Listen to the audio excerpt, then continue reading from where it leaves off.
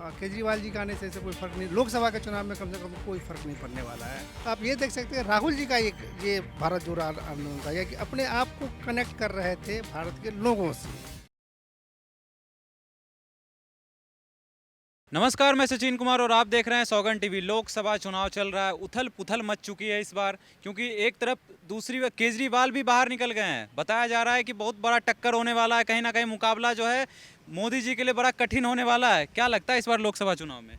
Sir, इस बार लोकसभा में कहीं कोई सब पहले से ही अपना माइंड फ्रेम करके रखा है कि मोदी जी को फिर से लाना है। मोदी जी को इसे फ्रेम इसलिए लाना है, इसलिए नहीं कि वो धार्मिक रूप से या इस रूप से किसी और कारण से, बल्कि उनका कार्यकाल जो पिछले 10 साल का आप एनालाइज कीजिएगा तो कहीं कोई ऐसा नहीं लगा जिससे कि प्रगति का जो मार्ग जो है ना वो डिरेल्ड कहीं हुआ है, ऐसा कहीं मुझे नहीं लग रहा है। तो इसीलिए मोदी जी को देंगे हम लोग।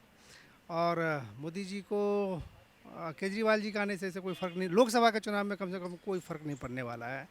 लेकिन नारे हो रहे हैं कि केजरीवाल जी आए हैं, टक्कर जो है अब जो है चुनाव उलट फेर होने वाला है। उससे कोई फ़र्क नहीं पड़ने, मेरे हिसाब से उससे कोई फ़र्क नहीं पड़ने वाला है। पहले से आदमी डिटरमाइंड है कि लोकसभा के चुनाव में चूंकि स्थानीय नेता को ध्यान में रख करके नहीं दिया जाता है, बल्कि मोदी जी को ध्यान में रख करके स्थानीय नेता को वोट मिलता है, जबकि उनका भले ही अपना कोई यहाँ पे वजूद हो या ना हो, उससे कोई फ़र्क नहीं पड़ता। आप किसी भी चुनाव में, आप किसी भी लोकसभा के प्रत्याशी को देख लीजिए तो सारे के सारे 6 के 6 जो 7 में से 6 जो नए प्रत्याशी आए हैं उनका अपना कोई वजूद नहीं है, लेकिन जो कि उनको वोट जो मिलेगा वो मोदी जी के नाम पे मिलेगा। लेकिन चेहरे बदलने के पीछे रीज़न ये भी बताया जाता है कि पिछले जो चेहरे थे वो काम सही से नहीं कर पाए थे, इसलिए इस बार मोदी जी ने सारे चेहरे ही बदल दिए। अब ये तो इंटरनल बातें हैं, ये तो हम नहीं कह सकते किसी ने काम किया या नहीं किया, लेकिन लोकसभा के समय में चुनाव अपना वोट देते समय लोगों का एक ही ध्यान रहता है कि मोदी जी को हमें वोट देना है, न कि स्थानीय नेताओं को ध्यान में रख करके। अच्छा, क्या लगता है विपक्ष के पास कोई ऐसा चेहरा है जो मोदी जी के बराबर का हो? बिल्कुल, राहुल गांधी जी बिल्कुल हैं, लेकिन राहुल गांधी जी किसी गठबंधन से नहीं, इंडिपेंडेंट आए तो उनका बहुत बहुत अच्छा अपना एक इमेज है। कांग्रेस पार्टी का इमेज है, राहुल गांधी जी का इमेज है। उन्होंने जो मार्च जो स्टार्ट किया था उससे भी उनका उनका छवि एक बना है, और एक ब्रॉडर वोटर तक जाने का कोशिश उन्होंने किया है। भारत जोड़ो यात्रा की बात कर रहे हैं? बिल्कुल सही है। अच्छा, बिल्कुल क्या लगता है भारत जोड़ो यात्रा चुनाव से पहले हुआ, कोई फर्क पड़ेगा इलेक्शन पे इसको लेके?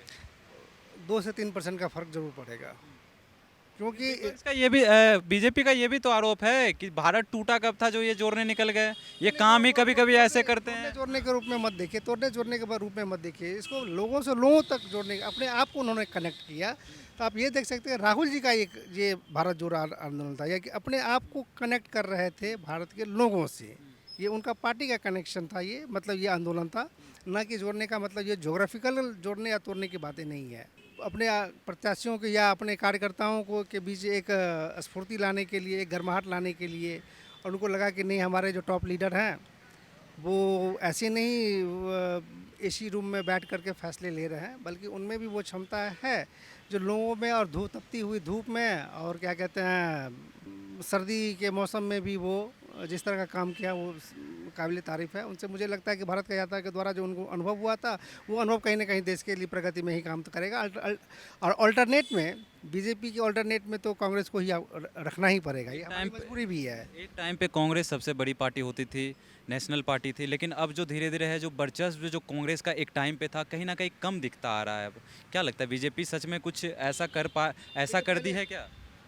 पहले एक ट्रेडिशनल टाइप से एक पॉलिटिक्स किया जाता था, लेकिन जैसे जैसे टेक्नोलॉजी में बदलाव आ रहा है उसी तरह से आपको प्रत्याशियों को और पार्टियों को भी उसके हिसाब से चेंजेस लाना चाहिए कि हमें कैसे लोगों तक पहुंचना चाहिए। आप देखिएगा कि अब रैलियों का उतना महत्व नहीं होता है जितना कि आप सोशल मीडिया पे जो मीडिया के माध्यम से आप कनेक्ट कर पाते हैं। डिजिटल इंडिया लगता है मोदी जी इसीलिए बना है ताकि प्रचार प्रसार में मदद मिल सके। नहीं, ये प्रगति का एक सोशल मीडिया जो है कोई मोदी जी का नहीं है, बल्कि भारत के प्रगति का वो एक पहचान है। क्या लगता है राहुल गांधी पीएम बन पाएंगे कभी? बिल्कुल क्योंकि बन पाएंगे, बिल्कुल बनेंगे जी, बिल्कुल बनेंगे, काबिलियत है, बिल्कुल काबिलियत है। लेकिन इस बार तो मोदी जी। इस बार मोदी जी, इस बार मोदी फिर जी। कभी सोचेंगे उनके नहीं बारे सोचेंगे, बिल्कुल उनके लिए सोच रखे हैं, इनके लिए सोच रखे हैं कि जितना वो तपेंगे उतना अच्छा भारत के लिए। जितना हमारे जितने भी नए लीडर्स हैं, सेकंड जनरेशन के लीडर हैं, उन लोगों को थोड़ा सा तपने की आवश्यकता है। उनको ये नहीं लगे कि मुझे जो भी मिल रहा है सोने का जो चम्मच के रूप में मिल रहा है, ऐसा नहीं होना चाहिए। उनको लगे, आदमी को लगे कि हाँ भाई इन लोगों ने अपने काबिलियत से उसको हासिल किया है। आप देख रहे हैं सौगंध टीवी, सौगंध वतन की।